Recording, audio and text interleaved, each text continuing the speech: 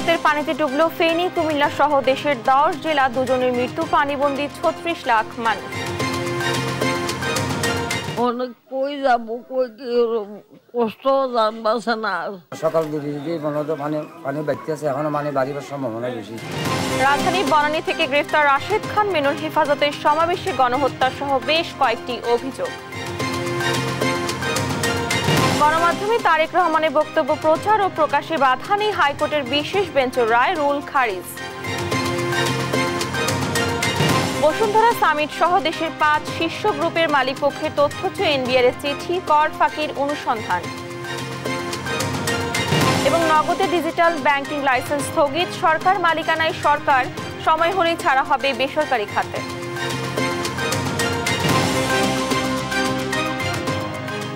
আমন্ত্রণ সংবাদ রাতে, দেখছেন একেএস টিভি সংবাদ শিরোনাম, সঙ্গে আছি আমি ডানা ইসলাম। এবার থাকছে বিস্তারিত।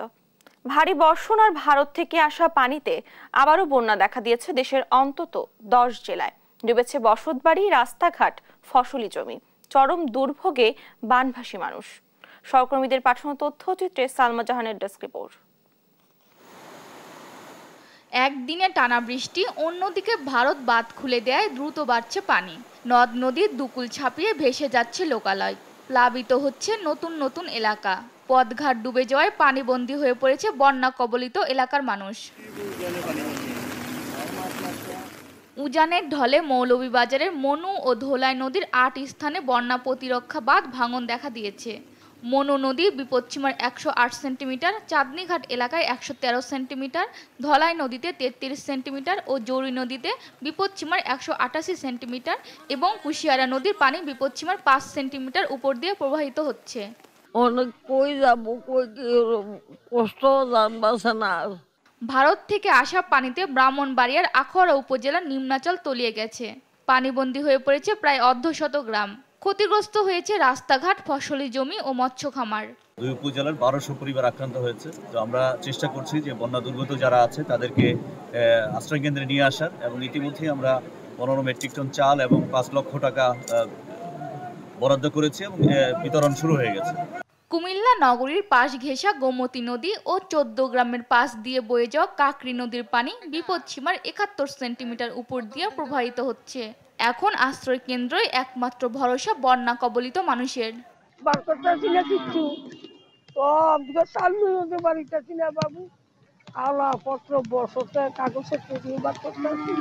আমরা সবাই এখন আশ্রয় কেন্দ্রে যাচ্ছি, যেমন আমাদের স্কুল আছে, মাদ্রাসা আছে। স্মরণকালের ভয়াবহ বন্যার কবলে ফেনী, মুহুরী, কহুয়া ও সিলোনিয়া নদীর বন্যা নিয়ন্ত্রণ বাঁধ ভেঙে গেছে। প্লাবিত ফেনী সদর, পরশুরাম, ফুলগাজী ও ছাগলনাইয়া উপজেলা। চরম দুর্ভোগে পড়েছে বানভাসী মানুষ। গেল 2 মাসে চতুর্থবার বন্যার কবলে খাগড়াছড়ি। সড়ক তলিয়ে যাওয়ায় জেলা সদরের সঙ্গে দিঘি নালা ও রাঙামাটির লংগদু ও বাঘাইছড়ির সাথে সড়ক যোগাযোগ বন্ধ রয়েছে। জেলার 99টি আশ্রয় কেন্দ্র প্রস্তুত রাখা হয়েছে। এরকম অবিশ্বাস্য বন্যা আগে কখনো দেখি নাই আমরা। সকাল দিকে পানি বাড়তেছে, এখনো বাড়িবার সম্ভাবনা বেশি। ভারী বর্ষণ ও পাহাড়ি ঢলে সাজেক সড়কের বাঘাইহাট বাজার, মাচালং ও কবাখালী অংশে পানি উঠে যাওয়ায় যান চলাচল বন্ধ আছে। এতে আটকা পড়েছে সাজেক ঘুরতে আসা 250 পর্যটক। টানা 5 দিনের বর্ষণে লক্ষ্মীপুর জেলার 4 উপজেলার অন্তত 30,000 মানুষ পানিবন্দী। উজানের ঢলে ভোলায় মেঘনার পানি বিপদসীমার উপর দিয়ে প্রবাহিত হচ্ছে। 20টি গ্রামের অন্তত কয়েক হাজার মানুষ। 7 দিন ধরে পানিতে নিমজ্জিত বসতঘর, আঙিনা। রান্নার চুলা না জ্বালায় অনাহারে অর্ধাহারে দিন কাটছে বানভাসীদের। পানিতে আমরা তাড়াতাড়ি না, সব বুড়িয়া থাকে, আমরা কোনো জায়গায় যাইতে পারি না, কোনো হাট বাজার আনতে পারি না, চুলা চাকি সব ভিজে গেছে। এদিকে অতি জোয়ারের কারণে ভোলা লক্ষ্মীপুর নৌ রুটের ভোলা অংশের ইলিশা ফেরিঘাট ডুবে থাকায় চরম দুর্ভোগে পড়েছে যাত্রীরা। ঢাকা থেকে আইছি, ফেরি দিয়ে আইছি, গাড়ি নামামু, জোয়ারের পানির ঠেলায় নামতে পারি না। বৃষ্টি অব্যাহত থাকলে বন্যা পরিস্থিতির আরও অবনতি হতে পারে জানিয়েছেন বন্যা সতর্কীকরণ কেন্দ্র। সালমা জাহান, নিউজ ডেস্ক, দেশ টিভি। দেশের দক্ষিণ পূর্ব অঞ্চলে সৃষ্ট বন্যায় এখন পর্যন্ত 40,840 পরিবারে 29 লাখ মানুষ ক্ষতিগ্রস্ত হয়েছেন, জানান দুর্যোগ ব্যবস্থাপনা ও ত্রাণ মন্ত্রণালয়ের অতিরিক্ত সচিব KM আলী রেজা। 2 জনের মৃত্যুর খবর পাওয়া গেছে বলেও জানান তিনি। এদিকে বৃষ্টিপাত না কমলে বন্যা পরিস্থিতির আরও অবনতি হতে পারে বলে জানিয়েছে বন্যা পূর্বাভাস ও সতর্কীকরণ কেন্দ্র। দুর্গত এলাকায় উদ্ধার কার্যক্রম চালাতে স্পিডবোট সহ উদ্ধার সামগ্রী পাঠাচ্ছে BIWTA। এ নিয়ে আরো জানাচ্ছেন মাহমুদ হাসান। ইতিহাসের সর্বোচ্চ রেকর্ড ভেঙে উজান থেকে নেমে আসা ঢল ও টানা বৃষ্টির কারণে হঠাৎ তীব্র আকার ধারণ করেছে বাংলাদেশের বন্যা পরিস্থিতি। সব ধরনের বিপদসীমা অতিক্রম করে গ্রামের পর গ্রাম ভাসছে অথই পানির নিচে। বন্যায় 40,840 পরিবারের 29 লাখ মানুষ ক্ষতিগ্রস্ত হয়েছেন বলে জানান দুর্যোগ ব্যবস্থাপনা ও ত্রাণ মন্ত্রণালয়ের অতিরিক্ত সচিব KM আলী রেজা। সচিবালয়ে এক ব্রিফিংয়ে তিনি এ তথ্য জানান। বলেন, এখন পর্যন্ত 2 জনের মৃত্যুর খবর পাওয়া গেছে। মোট 8টি জেলায় 4,40,840টি পরিবার পানিবন্দী অবস্থায় আছে, যাদেরকে আমরা উদ্ধার করছি। আমাদের বিভিন্ন পর্যায়ে যে আমাদের যে টিম রয়েছেন, উদ্ধারকারী টিম, তারা তাদের উদ্ধার করছেন। আর ক্ষতিগ্রস্ত লোকের সংখ্যা হচ্ছে 29,04,964 জন। তথ্য উপদেষ্টা নাহিদ ইসলামের সঙ্গে BIWTA এর চেয়ারম্যানের বৈঠকে স্পিডবোট পাঠানোর সিদ্ধান্ত হয়। প্রস্তুত রয়েছে 3টি উদ্ধারকারী জাহাজ। আমরা 10টি বোট পাঠাবো, সেখানে সংগ্রহ করে 10টি বোট পাঠাবো এবং সাথে কিছু উদ্ধার সামগ্রী, লাইফ জ্যাকেট 400 থেকে 500 লাইফ জ্যাকেট পাঠাবো। এদিকে বন্যা পূর্বাভাস ও সতর্কীকরণ কেন্দ্রের নির্বাহী প্রকৌশলী জানান, বৃষ্টিপাত না কমলে বন্যা পরিস্থিতির আরও অবনতি হতে পারে। মৌসুমী লঘুচাপজনিত কারণে দেশের উপকূল সহ দেশে এবং একই সাথে দেশের উজানে ভারী বৃষ্টিপাত এবং একই সাথে এই সময়টাতে লঘুচাপের কারণে সাগরের স্বাভাবিক লেভেল একটু হাই ছিল এবং একই সাথে পূর্ণিমা সময় অতিক্রান্ত হওয়ার কারণে যে স্বাভাবিক যে জোয়ারের পরিমাণ সেটা কিছুটা বৃদ্ধি পেয়েছিল। আর আবহাওয়া অফিস জানিয়েছে, আগামী 24 ঘন্টায় বৃষ্টিপাত কিছুটা কমলেও এরপর আবারও বাড়তে পারে। আগামী 48 ঘন্টা পর্যন্ত এই ভারী বর্ষণজনিত কারণে ভূমিধসের যে সতর্ক সংকেত, সেটি আমরা আরো 48 ঘন্টা বৃদ্ধি করেছি এবং সেই সাথে বলেছি যে ভারী বর্ষণজনিত কারণে চট্টগ্রাম বিভাগের যেসব এলাকায় পাহাড় রয়েছে সেসব এলাকায় ভূমিধসের সম্ভাবনা রয়েছে। বিশেষ করে আপনার রাঙ্গামাটি, কক্সবাজার, চট্টগ্রাম, পার্বত্য চট্টগ্রাম অঞ্চলে ভূমিধসের সম্ভাবনা রয়েছে। দুর্গত এলাকায় মানুষকে সতর্ক থাকার আহ্বানও জানান এ কর্মকর্তা। মাহমুদ হাসান, দেশ টিভি, ঢাকা। সর্বোচ্চ গুরুত্ব দিয়ে বন্যা মোকাবেলার সিদ্ধান্ত নিয়েছে অন্তর্বর্তীকালীন সরকার। দুর্গত এলাকায় ত্রাণ কাজে সমন্বয় করবেন উপদেষ্টারা। রাষ্ট্রীয় অতিথি ভবন যমুনায় প্রধান উপদেষ্টার নেতৃত্বে উপদেষ্টা পরিষদের বৈঠক শেষে একথা জানান বন ও পরিবেশ উপদেষ্টা রেজওয়ানা হাসান। এ সময় আরো 2 উপদেষ্টা নাহিদ হাসান ও আসিফ মাহমুদ উপস্থিত ছিলেন। আগাম সতর্কবার্তা না দিয়ে ভারতের বাঁধ খুলে দেওয়ার বিষয়ে কঠোর সমালোচনা করেন উপদেষ্টারা। বিস্তারিত শামীমা আক্তারের রিপোর্টে। রাষ্ট্রীয় অতিথি ভবন যমুনায় সকাল 11টা থেকে দুপুর 2:30 পর্যন্ত সব উপদেষ্টাদের নিয়ে বৈঠকে বসেন প্রধান উপদেষ্টা ডক্টর মোহাম্মদ ইউনূস। দেশের পূর্ব দক্ষিণ অঞ্চলে হঠাৎ সৃষ্ট বন্যায় পানিবন্দী মানুষের দুর্ভোগ লাঘবেই জরুরি বৈঠকে বসেন প্রধান উপদেষ্টা। বৈঠক শেষে সাংবাদিকদের ব্রিফ করেন রিজওয়ানা হাসান। বন, পরিবেশ ও পানি উপদেষ্টা বলেন, ভারী বর্ষণ ও উজান থেকে আসা পানির কারণেই হঠাৎ বন্যার সৃষ্টি হয়েছে।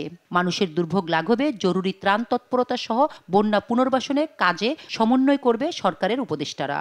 আমাদের সিদ্ধান্ত হয়েছে যে সর্বোচ্চ গুরুত্ব দিয়ে বন্যা উপদ্রুত সবকটা জেলাতেই উপদেষ্টা মণ্ডলীর সদস্যরা যাবেন। এ সময় তথ্য উপদেষ্টা নাহিদ হাসান জানান, ভারত কোনো ধরনের সতর্কবার্তা না দিয়ে বাঁধ খুলে দেয় বন্যা পরিস্থিতি ভয়াবহ রূপ ধারণ করেছে। ভারত অমানবিকতার পরিচয় দিয়েছে এবং বাংলাদেশের সাথে অসহযোগিতা করছে। আমরা আহ্বান করব, আমরা আশা করব যে দ্রুত সময়ের মধ্যে ভারত বাংলাদেশের জনগণ বিরোধী এ ধরনের নীতি থেকে সরে আসবে। সভায় বেশ কয়েকটি কমিশন গঠনের বিষয়েও সিদ্ধান্ত হয়েছে বলে জানান বন, পরিবেশ ও পানি উপদেষ্টা। এ সময় তিনি আরও জানান, ছাত্র আন্দোলনে আহত নিহতদের চিকিৎসা ও সহযোগিতা কমিশন গঠন সহ জনগণের টাকায় নির্মিত প্রকল্পের নামকরণের বিষয়ে নীতিমালা করা হবে। জাতীয় ঐক্যের আহ্বান আমরা সরকারের পক্ষ থেকে করছি। সকল পক্ষকে এগিয়ে আসতে হবে এবং এই দুর্যোগপূর্ণ পরিস্থিতি মোকাবেলায় আমাদেরকে একসাথে কাজ করতে হবে। এ বৈঠক শেষে রাষ্ট্রীয় অতিথি ভবন যমুনায় 3 বাহিনীর প্রধানদের সঙ্গে বৈঠক করেন প্রধান উপদেষ্টা ডক্টর মোহাম্মদ ইউনূস। শামীমা আক্তার, দেশ টিভি, ঢাকা। ভারতের পক্ষ থেকে কোনো বাঁধ খুলে দেওয়া হয়নি এমন দাবি জানিয়ে ভারতীয় হাই কমিশনার প্রণয় ভার্মা বলেছেন, পানির উচ্চতা বেশি হওয়ায় অতিরিক্ত চাপে স্বয়ংক্রিয়ভাবে বাঁধ খুলে বাংলাদেশে পানি প্রবেশ করেছে। বিকেলে রাষ্ট্রীয় অতিথি ভবন যমুনায় প্রধান উপদেষ্টা ডক্টর মোহাম্মদ ইউনূসের সঙ্গে সাক্ষাতে একথা জানান তিনি। পরে সাংবাদিকদের এ নিয়ে ব্রিফ করেন প্রধান উপদেষ্টার প্রেস সচিব শফিকুল আলম।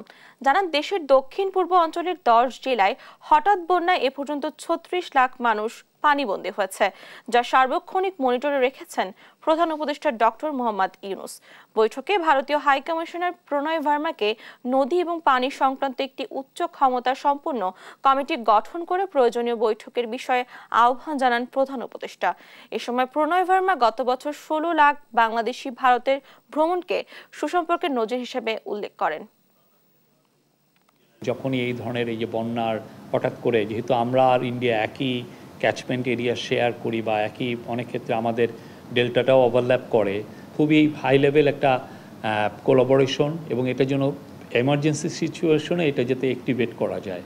এই ত্রিপুরায় আপনারা জানেন যে বৃষ্টি হয়েছে, সেটার কথা এসছে। উনি বলেছেন যে বাঁধের কথা আসছে, এটা থেকে অটোমেটিক রিলিজটা হয়েছে। এত পানির উচ্চতা, এত পানি, তো ফলে এটার থেকে পানি অটোমেটিক রিলিজ হয়েছে। ওনারা খুবই কনসার্ন অ্যাবাউট সিকিউরিটি, বাংলাদেশে ইন্ডিয়ান এম্বাসি এবং ইন্ডিয়ান যে এম্বাসির যে এস্টাবলিশমেন্টের নিয়ে। আপনারা জানেন যে সোশ্যাল মিডিয়াতে কিছু পোস্ট হচ্ছে যেটা দুঃখজনক।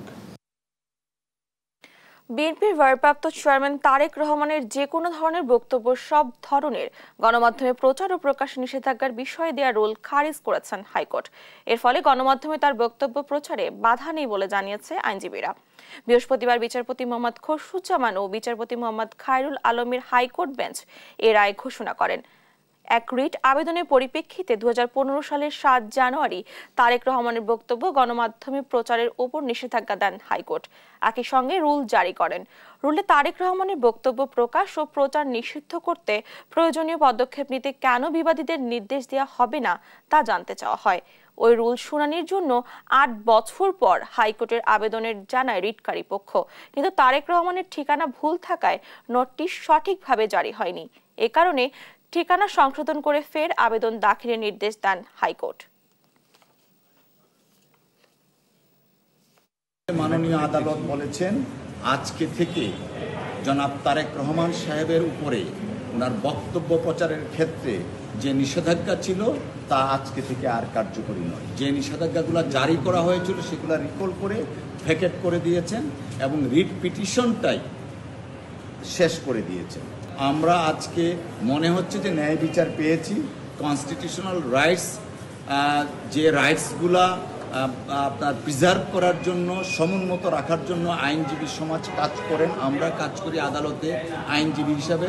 আজকে সেই রাইটসটা প্রিজার্ভ হয়েছে। ওয়ার্কার্স পার্টির সভাপতি ও সাবেক মন্ত্রী রাশিদ খান মেননকে আটক করা হয়েছে, নিশ্চিত করেছে ঢাকা মেট্রোপলিটন পুলিশ। বৃহস্পতিবার সন্ধ্যায় রাজধানীর বনানীতে মেননের নিজ বাসভবন থেকে তাকে আটক করে ডিবি কার্যালয়ে নিয়ে যাওয়া হয়। ডিএমপির মিডিয়া ও পাবলিক রিলেশনস বিভাগ থেকে এ তথ্য নিশ্চিত করা হয়েছে। বৈষম্য বিরোধী ছাত্র আন্দোলনকে কেন্দ্র করে ছাত্র জনতা হত্যা ও 2013 সালের 5 মে শাপলা চত্বরে হেফাজতে ইসলামের সমাবেশে গণহত্যার অভিযোগে আন্তর্জাতিক অপরাধ আদালতে দায়ের করা অভিযোগে তাকে আসামি করা হয়েছে। বেক্সিমকো বসুন্ধরা সহ দেশের 5 শীর্ষ ব্যবসায়ী গ্রুপের কর ফাঁকির অনুসন্ধান শুরু করেছে এনবিআর।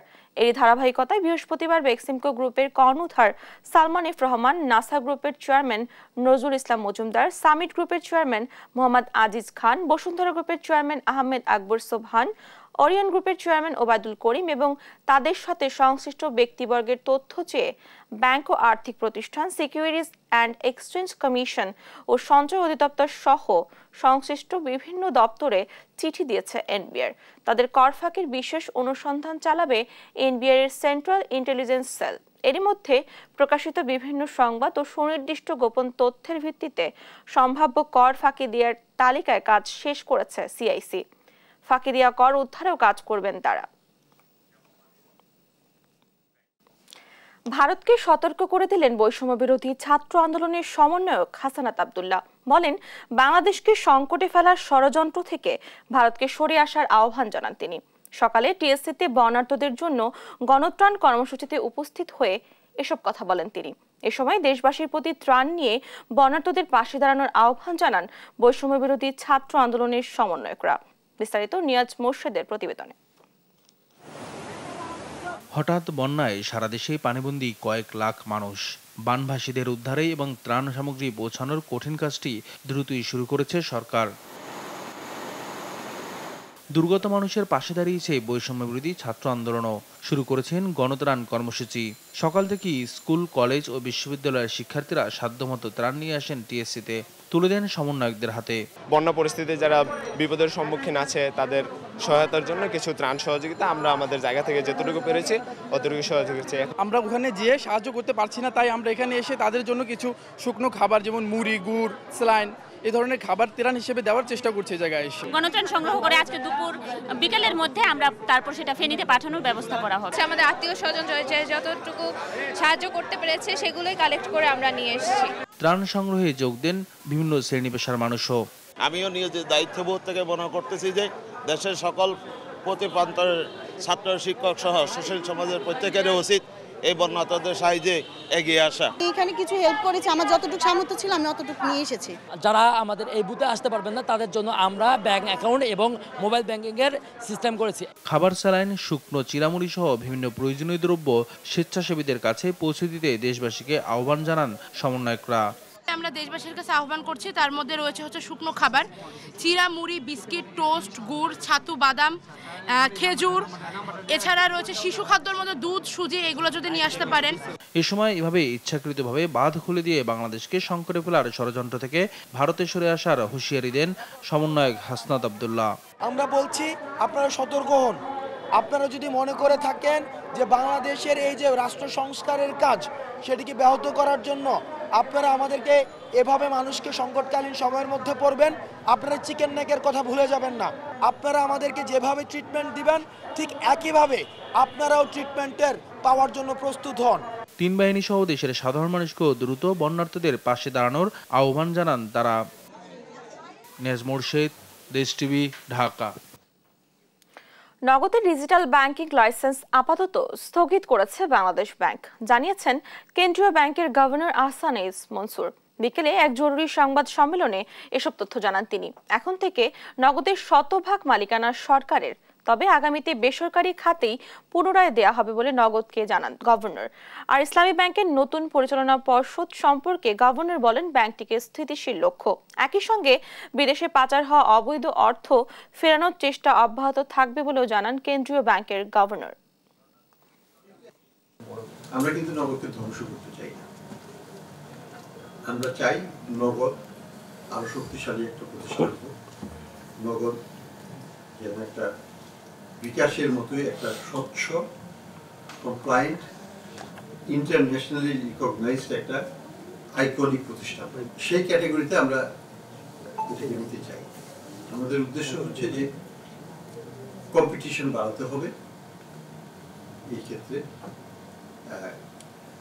এবং যোগ্য কম্পিটিশন, নট আনফেয়ার কম্পিটিশন।